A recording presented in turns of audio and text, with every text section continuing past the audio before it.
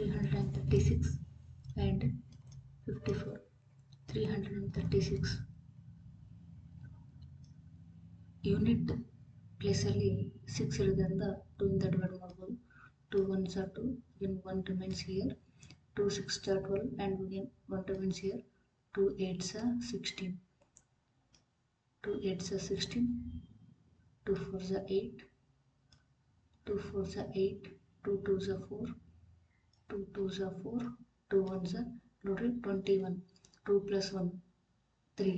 So ಇದನ್ನ 3 ಇಂದ divide ಮಾಡ್ಬೋದು. 3 7s are and 7 1s are. So 336 equals 2 4 times into 3 into 7. Now 54 unit ಪ್ಲೇಸಲ್ಲಿ 4 ಇರೋದ್ರಿಂದ 2 ಇಂದ ಡಿವೈಡ್ ಮಾಡ್ಬೋದು. 2 2s are 4, 1 remains here. 2 7s are 14. 7 plus 2 is a multiple of 3, so 3 ಇಂದ divide ಮಾಡ್ಬೋದು. 3 9s are 3 3s are again 3 1s are. So 54 can be written as 2 into 3 3 times. Now HCF LCM. ಮೊದಲು ಎರಡು ನಂಬರಲ್ಲಿರೋಂಥ common prime ಫ್ಯಾಕ್ಟರ್ನ ನೋಡೋಣ. 2 common ಇದೆ, 3 common ಇದೆ. ಅದರಲ್ಲಿ list power ಯಾವುದು? 2 power 4 ಇದೆ, 2 power 1 ಇದೆ. So 2 power 1 is the least. 3 ಇದೆ, 3 power 3 ಇದೆ. So 3 power 1 is the least. That equals to 6. 6 is the HCF. Now LCM. ಎರಡು ನಂಬರಲ್ಲಿರೋಂಥ each prime ಫ್ಯಾಕ್ಟರ್ನ ಬರ್ಕೊಂಡ್ಬಿಡೋಣ.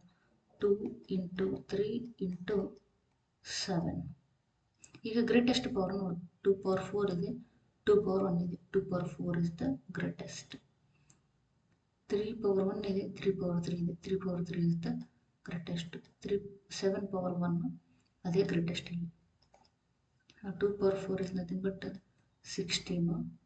3 power 3 is nothing but 27 into 7. That equals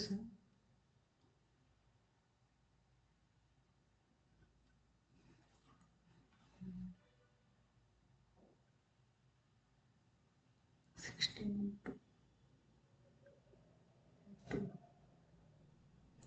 7. 3024.